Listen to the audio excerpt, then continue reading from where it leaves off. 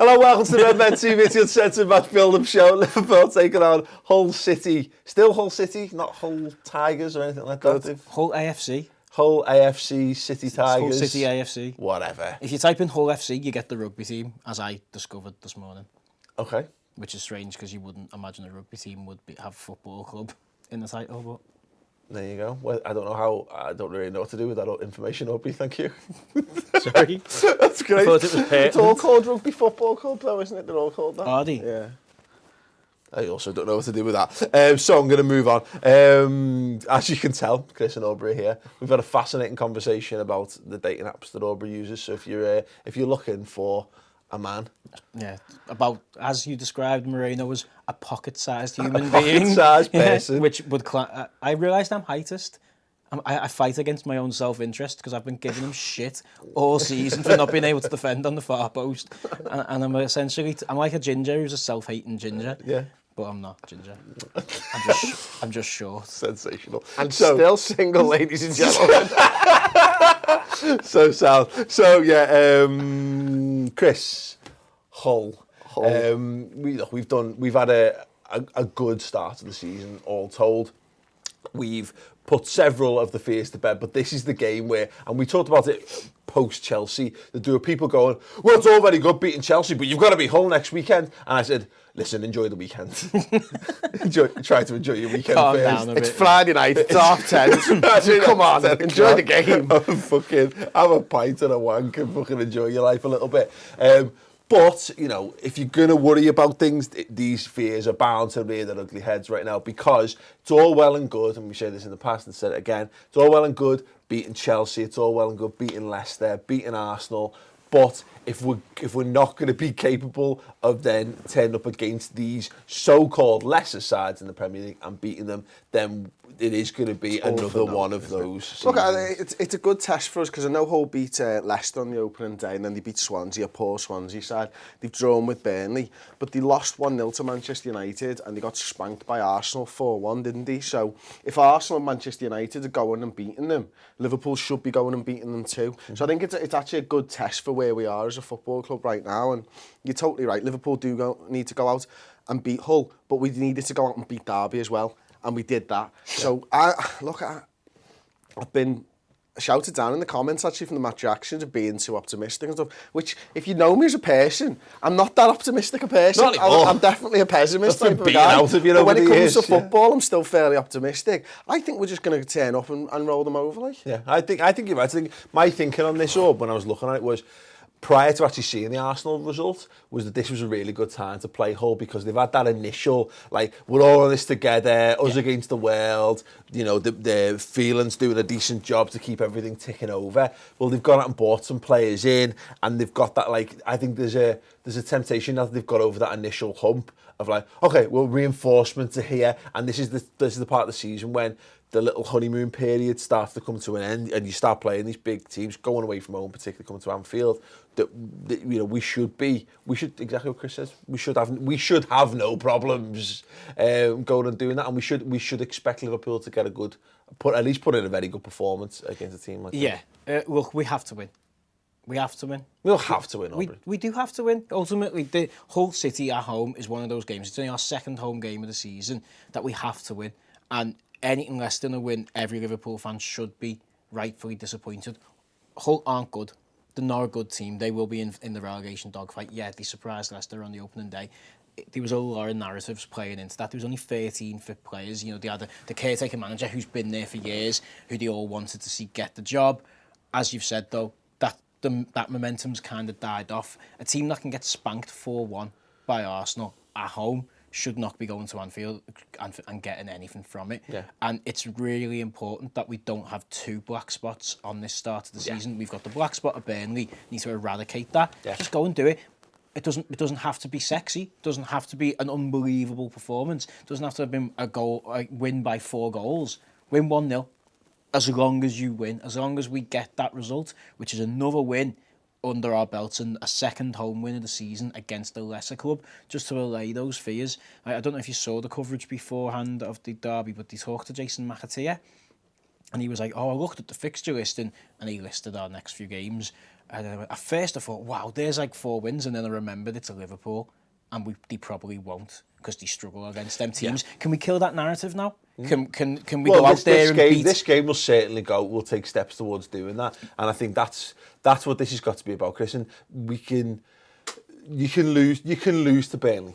You can, provided that becomes the impetus to say this kind of shit doesn't happen again. So we go that Jürgen sits them down and shows them that game again, and he shows them Liverpool fans' reactions to it and goes, nah, I don't want any more of this shit. Thanks very much, boys, because these are it's complacency and lack of quality in these kind of games that will derail any hopes or dreams we have for a successful season. Of course it will, but I mean, I was lucky enough to go to Derby County in the week, and I'm looking at it and thinking the conviction that Liverpool fans sang those chants with says that we believe. The ones there believed that we were going to absolutely dick Derby, and we did, to be perfectly honest with you. And those fans can sort of create that atmosphere at Anfield and get the other ones who are on the edge a little bit and a little bit nervous. Just stop it. Just turn up.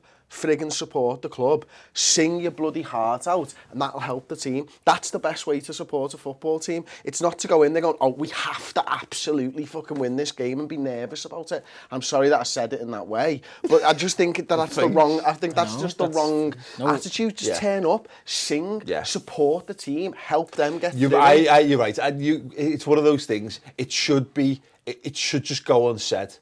Is that you say it doesn't? It's so obvious. It doesn't need saying. And you're right. You're not wrong to say it because it's right. Liverpool need to go and win these games. We don't. In the grand scheme of the season, I dropped 3 points. Because ultimately that will be 2 games that we've lost in the season. You can go and beat them for the rest of the season if you want to. So it's not the end of anything to lose a game. But it's what you're saying. Spot on. Is this nervousness and pressure that we create for ourselves, and it's not unfounded because Liverpool do have a history of doing these things, but it goes down to, and it's something that Jürgen Klopp keeps banging the drum of, is that we need to just get used to drawing some lines and saying anything that happened before then kind of happened, and we need to, rather than look at Burnley and go, it's symptomatic of an ongoing problem, we say, no, this is a new Liverpool, this is a new season, this is a new mentality, new formation, new players, new manager. You know what? That was a blip. But as I say, what it does boil down to is the players probably need to do that for us. For the fans, they just need to go out and do what they've just done to Derby, do what they did to Burton, do what they've done to Leicester and Arsenal, and to a certain extent Spurs. Go out there, just put it beyond doubt, beat Hull in the first half, 50 minutes of that match, and then let's do some fucking samba party time football. The thing is, Liverpool fans have got this thing, and because of social media and the way that it exists, everyone, as soon as we beat Chelsea, but the hard game's coming up against Hull. That's from fans of other clubs, and I think Liverpool fans are letting that get to them too much, and it's like, just don't bother. Turn up, support. Hopefully Liverpool will win the game. It's a game of football. Yeah. It can go either way at the end of the day. Yeah, completely. Yeah, again, just to counter that, not counter because I actually agree with what you're saying, I'm excited to go. I'm excited to watch them. It's not like I've got nervousness about this team, so I'm not going, shit, I don't think we're going to win. I think we're going to win. We're going to do a score prediction at the end of this show, and I'm going to say we're going to win. And I'm going to say we're going to win handsomely, because they're not a good side. But ultimately, for score prediction in early, it's 2-0. He's going big. But for not that early. But for Liverpool, for where the aspirations of where this football club want going forward, and for where we should finish the season, this is a game that we should win. It's a game that we must win. Absolutely. That's in the context of it. If we lose, if a fucking beach ball comes onto the pitch and it goes in the back of the net and we get beat 1-0. Is our season over? No. Yeah, exactly. Am I pouring to players' heads? Circumstances too. This is what I mean by it, is we put pressure. If we create this narrative that 3 points is 100% essential, come hell or high water, then what happens is when someone could see that a daft penalty, or the referee gets a decision wrong and someone's onside and they stick it in the back of the net when they should have done, and we drop points, it just leads to calamitous black and white thinking at all times. The trick is to, we can stress about these things, we can worry about these things. The trick is to kind of don't let it kick you down. Just look forward to it. Since the last time they played at Anfield, we've gone away and beat Chelsea and scored 2, and then we've just gone stuck a different team, practically 7 different players, stuck 3 past Derby. I'm excited to see whatever permutation takes the pitch, because they're a good team, and we should be like excited to see that football team play. We should be, but no, stop it. We have to beat. Stop it. So trivia time. I've got 2 trivia questions for you this week. 2. I don't know any of them. Really? No. Good. Okay, trivia question. Lay that on the line now. Number 1. One player to play for both Liverpool and Hull who's currently playing in the Premier League, because I liked that one last week. But because it's only one answer and it is quite tricky, I've decided to do another question, which is also really tricky. The last player to transfer directly between the clubs. I've got a guess on this, but I'm not sure he actually signed for them, so maybe wrong. We'll come to that a little bit later on in the show, so stay tuned for all that. Does anyone from the game at Derby County, Chris, deserve to start in this match who maybe wouldn't have started prior to appearing in that match? Right, okay. I was going to say Bobby Firmino, but I think you've done that to death. I'm not allowed to use that. Of the 7 players, I guess, the kind of the changes. So you're talking Karius, Klavan, Moreno, Grujic, Lucas, Origi, say. Probably not for me, to be perfectly honest with you. I think that they all go back out of the side. I think there's players who started who didn't feature against Chelsea who will be looking to get back in, Bobby Firmino being that player, I think. But no, I think ultimately, there's going to be a big conversation. We may as well start it off now, seems I'm already talking, around Luis Karius. I think Mignolet goes back in goal, to be perfectly honest with you. And, I didn't talk about it in the final word. We saw some of Karius' good points and what he can bring, and you spoke extensively about, him being on the front foot and setting the tone for us, and I agree with all of that. What we didn't see from Karius against Derby was shot stopping, and what we've seen from Mignolet is shot stopping this season, and we've needed that a couple of times. Yeah. And he's made some big saves and big moments in games, and I think it would be unfair to dump Mignolet out from a performance at Karius. From Mignolet could have given that performance. Absolutely. I think what it will boil down to, because Klopp went out and said, I've got 2 first-choice goalkeepers, essentially, which is fine. Look at the situation at Manchester City. Joe Hart was the first-choice goalkeeper. Pep didn't want him as the first-choice goalkeeper. There was no fucking around there. He just bombed them out. Now I don't think we can afford to do that, because ultimately Mignolet's not going anywhere till January or the end of the season. So, but that being said, we also know Klopp can be ruthless when he needs to be, and if he genuinely believes that Karius is his first choice goalkeeper, if he thinks he's fit enough, which I would imagine he is, because he played a game, he's played 90 minutes. Goalkeeper fitness is a different thing. There's every chance that he could be like, right, he's available again now. Sonny Mignolet, this is the way it is. This guy's my number 1, and you've got to fight for the place off him. Because let's be honest, look at Matip. Yeah, Klavan and Lovren started the season. As soon as Matip was fit, he goes straight in. He's the first choice centre half. Yeah, it's awkward, isn't it? It is really awkward. Because it'd have been really interesting if Karius hadn't have got his hand injury. If he'd have been available from the start, he'd just carried on playing pre-season, and then everyone had just gone, oh yeah, it's fine, Mignolet, you're the backup. But the fact that we needed to call on Mignolet, and what we know about Mignolet is he's a confidence player, and his confidence is pretty much set at like 2 out of 10 all the time. And anyone doesn't even fucking nailed it. And anyone doesn't like him on Tinder for a week, it goes down to 1. You know what I mean? He is so shaky. He can get his confidence. You can physically watch a man. He'll be at 4 or 5, and then he goes, oh, and then and he kicks the ball, and it doesn't lead to anything, and he's down to a 1, and you can see it visibly drained from him, and he kind of goes like ashen and grey on the pit. So like you're looking at like, has Klopp been saying all this, talking him up about, no, we haven't got a first choice, which is Karius. We've got 2 that are competing for it. He's had a great game, because he can't kill a guy who he needed until this guy's hand got back repaired and he was back to fitness. He couldn't kill his confidence any more than his actual shaky confidence already is. Or is it really a genuine head-to-head? Now, I genuinely don't know who will start up. Your starting 11 is going to be interesting. When that team news comes through on Saturday, it could be either of them, and it wouldn't shock me. There's a argument to keep Mignolet in, which you just articulated really well, because he's done nothing wrong. And he's Well part, articulated. and he's part of that. Like, he's been part of that successful start of the season. But then the other one is, ultimately, you've brought Karius in for a reason, and Karius was playing every game in the Bundesliga last year. He's not going to be happy to be sitting on the bench. If Mignolet's confidence is 2 out of 10, Karius is 12. Because he just literally is a naturally really confident person. And I think Hull's a good time to use the type of keeper, because they're going to come, they're going to park the bus, and you're going to need to play on the front foot. And okay, shot stopping, I don't know. I imagine he's got decent shot stopping, because I can't imagine he'd be voted the second best keeper in the Bundesliga if he didn't. But ultimately, how many shots do we expect them to have? How much pressure did we expect Hull to put against us? Whereas Mignolet's he's not an attacking goalkeeper. He doesn't start the game off. This is the type of game. If it was Man United, I'd be like, no, Karius, you can't come in. First Premiership game against a team against United. It's far too pressured. At least we'll know Mignolet will give you whatever he always gives you.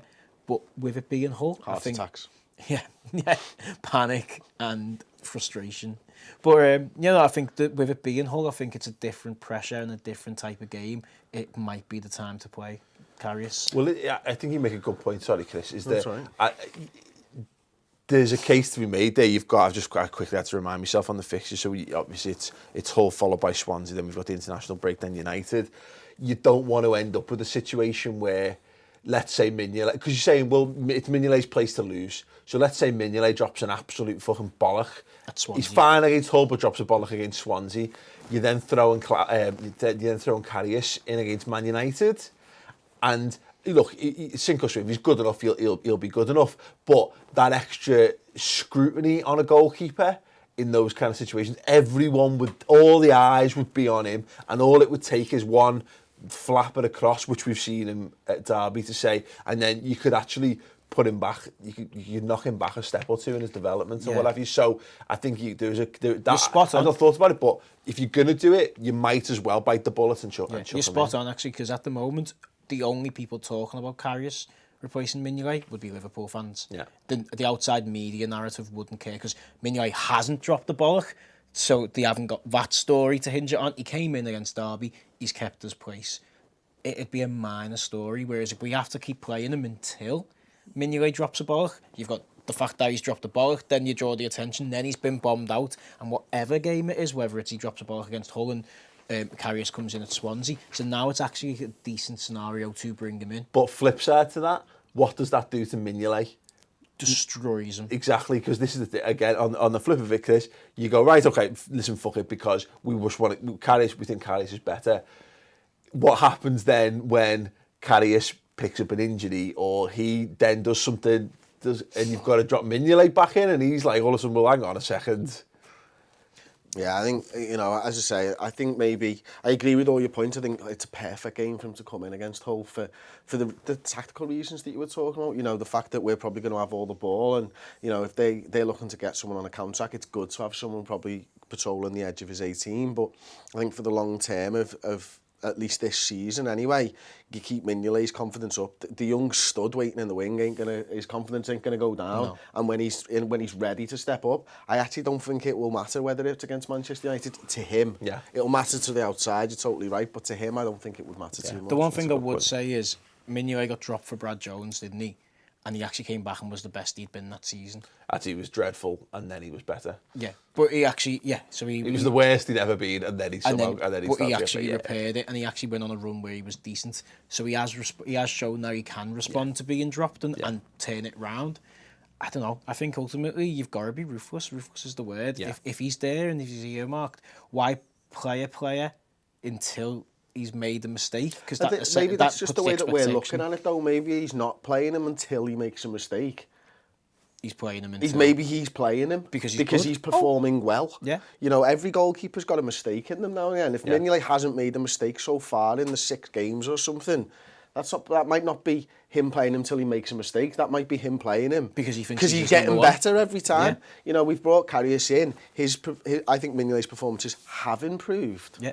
And whether Karius actually fit and waiting in the wings, will they improve even more? Yeah. It's a mindset thing, and I think Klopp might look at it differently to us. I'd be interested. I think and the more I talk about it, because I was totally in the camp of Mignolet's been fine, so I think he'll keep his place until he doesn't merit keeping his place. But I do also think that there's a style of football that we're looking to play, and I think Karius was bought, and it's part of a puzzle that he's putting together this season. And as you say, I think he fits better what we're trying to do. And I wonder whether, I don't know what that point would be. What's a tipping point? You know what is it? Maybe because I think I think I said it in the final word that maybe it's one more League Cup game, just to get him one more game, and then but. I don't know. It's a conundrum. Anyway, to be perfectly honest with you, I wouldn't be asked which keeper starts. Yeah. That's the thing, and that's a good situation to be in. Yeah. That is two keepers fighting for a number one position. Yeah, absolutely, 100% agree. On fighting for positions, then we're left within a very interesting situation where Daniel Sturridge, Roberto Firmino, Felipe Coutinho, and Sadio Mane are all fit, firing. And unfortunately, one of them's probably not going to play this game at the weekend. The question is, who is going to miss out? You have to tune into me starting 11 predictions show. What about you? I think Coutinho drops out. Really? Yeah, I think Sturridge comes back in because he's had the rest, which we've seen in the very small sample of Klopp as a Liverpool manager. With Daniel Sturridge fit. With Daniel Sturridge fit. And but that's literally, on that Venn diagram, it's like this big, isn't it? Yeah. But ultimately, like, even just in players he's gave a break to normally come back in.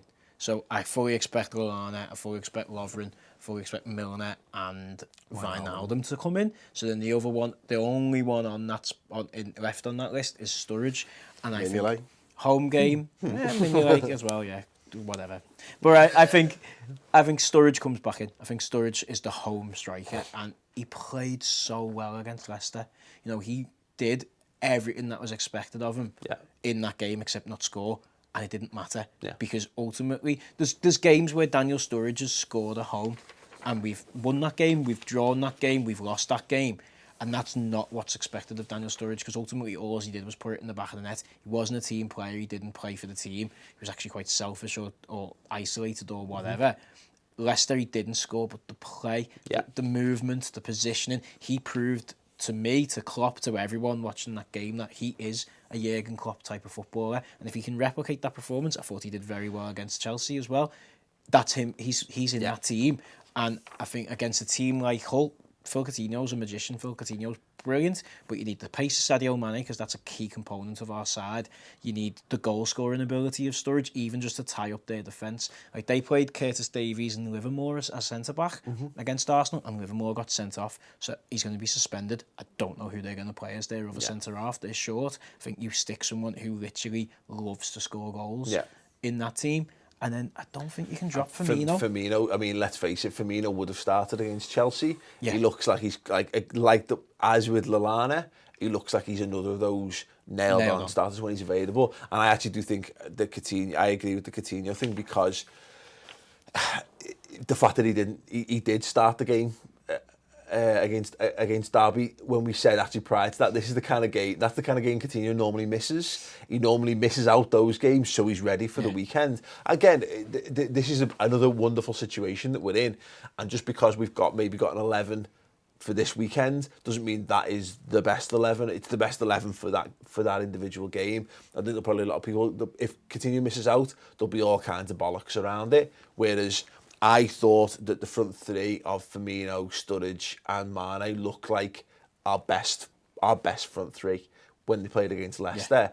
I don't think there's any problems with that whatsoever. Oh my God, we've got Phil Coutinho to bring off the bench if we need an amazing player. The only minor argument to get fuck off, Aubrey. The only minor argument to get them all on the pitch is he plays instead of Wijnaldum. Yeah. And he drops deeper because if you're like, he's in form, he's banging form, I don't want to break up that partnership of Firmino, it's a very good point. but we still need to get Sturridge and Mane in. He drops a little bit deeper. What a wonderful scenario that is to have all four of them on the pitch, but then you've got a chomping at the bit player who's been playing 7 out of 10 every game, got 2 assists already to his name in Wijnaldum, Dutch international. I like the idea of having good players in reserve. And I think there's having someone like Coutinho, because I think we might see something like that as the season progresses, because we could see Coutinho drop into one of those slightly deeper positions. But would you rather if you're chasing a goal, for whatever reason, with 15, 20 minutes to go, I'd probably want Coutinho coming on, who's more established in the attacking positions in our team than a Wijnaldum, which would be a little bit of a no quantity. We don't know whether, we still don't know that he can play in one of those. If you know what I mean, we don't know that he can score goals for Liverpool because ultimately he hasn't. I don't know. I think for what Aubrey was talking about before, and the fact that we are going to have a lion's share of this possession, I'd be all for putting Coutinho on the pitch, to be honest with you, and going, look, what's one more attacking player? Think of the game against Burnley, and obviously, we didn't get the result that we wanted. Wouldn't it have been great to have all of them on the pitch all of the time to try and break them down? Because what Coutinho's been doing really well in his last couple of performances is those little 1-2s. If he's got the option of doing that from a deeper position, it's even harder to track him. Yeah. Because whose job is that then? That's then a central midfielder's job, not like a full-back or a centre-back. Yeah. And then you're creating space with the runs from Daniel Sturridge and Roberto Firmino. It could be that we end up going, it's what it is? It's when Rafa Benitez used to play a defensive mid or two defensive mids, and we go, we don't need two. Yeah. Well, actually, we've still got one defensive mid. What we're going to do is we're going to put 5 really attacking players on because we know we're going to have the lion's share possession. Yeah. I'd be all up for that because that'd be exciting to sit there and watch. The only thing is, again, I don't disagree at all, is that, and we had this when we used to play our 4 best players under Rodgers, where do you go? Because sometimes you can knock on the door and for whatever reason you can hit the bar or the keeper can be clawed and stuff out left, right and centre. Divock, Danny... Divock. So the thing is, put it this way, my heart won't sink if Wijnaldum starts and it's the 4-3-3 and Coutinho's on the bench or Firmino's on the bench. Either way, I think that's the position. I think Mane and Sturridge are pretty much certain to come in, and it'll be at Firmino either on the left or Coutinho, or Coutinho could go in for the Wijnaldum. Any permutation of that, I'll still be thinking we can go in and win this game against Hull. Now, as the game progresses, you never know how it's going to work. But as you just said, ultimately, when Rodgers had the 4 best players on the pitch, where do you go?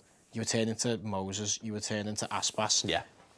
The quality of the players just stepped up. Ultimately, you're going to have one of Coutinho, Firmino or Wijnaldum to bring on, and then you are going to have Danny Ings potentially, definitely Divock Origi.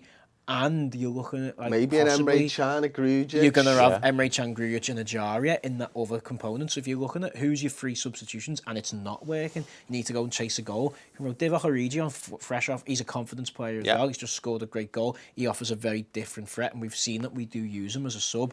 One of those other 3 you've missed out, who's attacking, who's just the freshness later on into a game.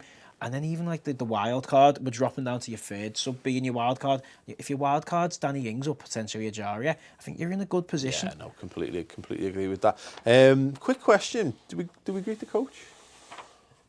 I would want to, totally. Yeah, keep that going all the time, every single game. Doesn't matter. Yeah, you get bigger, and as the season goes on, the more wins that we get under our belt, the more people start to believe. And the more people think that they can help out. And, it's a time thing for a lot of Liverpool fans, isn't it? But I'll be there. Yeah, fantastic. Yeah, I agree with that. Yeah, I think it's Hull at home. So you're not greeting the coach because it's going to be the cauldron environment as if we're bringing fucking Dortmund or Man United to it. We haven't seen them since they went to Chelsea and won. Let's go and show them that we appreciate that they went to Chelsea and won. You know what I mean? Let's go and praise them for doing that. And we've got a fantastic new stand. Let's not forget that. It's only the 2nd time that stand. Be the 1st time for some people sitting in that stand. Get there early. Go and see what they've done. Go and enjoy the fact that the stand's great. Go and have a drink and listen to the music that hopefully the club are playing part of it. It's not just the 1st time. I'm interested to see that. Are they going to have the bands in the stand at this time, or was it just for that one? Go and stand there and watch that coach drive in and make a fucking noise so that you can really become that 12th man and really rise them. Because it's not like they've gone on the road and done nothing. It's not like they've gone away to Chelsea, got beaten, and we've got a replay, or they got through on pens, against Derby. They've gone away and done the job for us, so let's go and show that we appreciate it. 100%. I really do hope it does happen, because I think there's a couple of people who go, oh, well, you should save it for special occasions. No, every game at Liverpool, it should be a special occasion. And the special occasions, just everyone can be there. Yeah, completely. 10,000, 15,000 from the league games is fine by me. Yeah, 100%. Just very briefly then, key man predictions. I'm going to go Bobby Firmino. Okay, not Sadio Mane. No, because that didn't work out very well last time. Oh. Adam Lallana. Okay. Nice. A break. he's going to go and he's probably up at like 14k a game. Yeah. I think he's going to do like his 15. He's had a week off, so he's got another 12 to that's add what on I'm to his saying. normal Yeah, 12. so he's behind his target. I'm going to go with Daniel Sturridge for a reason I think you mentioned last week, Chris, is that these are the kind of games where you need your quality forwards. We've seen goals from all over the pitch. We've seen centre halves, we've seen midfielders. This is the kind of game where a chance drops to someone of absolute quality in the box and he puts it away. And they're the breakthrough goals, the breakthrough moments, and he needs some goals. So yeah, I'm going for Daniel Sturridge. Score prediction then. I'm going 2-0 Liverpool, and it's going to be just dead easy. Okay. 4-1. 4-1. Wow. Yeah. Okay. I'm going to go with, I was right last time, I'm going to stick with it. I'm going to go for another 3-0. I'll have more of that. Did you predict that against Derby, did you? Nicely done. Yeah. So trivia then. The first trivia question I asked was, name the one player who's played for both sides who's currently playing in the Premier League. I'll give you a clue. Go on. He was one of the answers from last week as well. Ayala. Daniel Ayala. Oh, right, I was going to say, is it Ayala? I didn't know if he played for Hull, but I knew. I had no idea. He's clearly gone and had this mad Played for career. Norwich as well, didn't he? And trivia 2, the last player to transfer directly between the clubs. This is a trick question. Okay. Why is it a trick question? Because we swapped. I thought it was Nicky Barmby for some reason. I don't even know if we've played for No, Nicky Hull. Barmby went on to other We swapped host them. of other teams, didn't he? Was it Welsh? It was John For Welsh. Ooh, close. Wow. Same era. Attacking player. Winger. No. Paul Anderson. Paul Anderson. Oh, fuck yeah, Anderson. Yeah, there you go. Never in a month of Sundays. Yeah. So there you go. If you got them right, you're an absolute genius. Give yourself a handshake. Anyway, thanks for watching. If you haven't done so, go and check out this incredible new layout that we've got in front of us here for the M boards and annotations. Yeah, That'll be here. Probably, or that doesn't just look stupid. You can click to watch more videos. Don't put them there. You can go on to the Redmen TV and subscribe. redmentv.com and subscribe to watch the exclusive subscriber shows. 3 45-minute shows each week. She shows, man, a she show. Or you can subscribe to the YouTube channel because you're boss. Anyway, post-match content up and coming this weekend. Check it out there as well. Ta-ra.